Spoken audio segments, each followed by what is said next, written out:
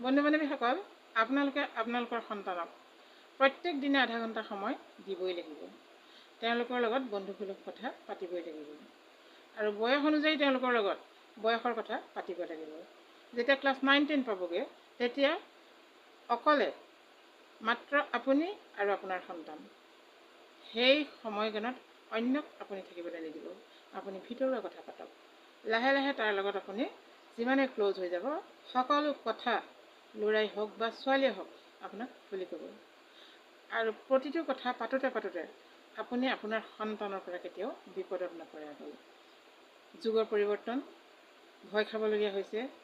গতিকে মই আপোনালোকক কিয় কৈছোঁ, মই বেছি জানো বুলি নহয়, এইখিনি সময় পাৰ কৰি আহিছোঁ। গতিকে বন্ধুসুলভ কথা পাতক। আপোনাৰ সন্তানে আপোনাক সকলো কথা খুলি ক'ব।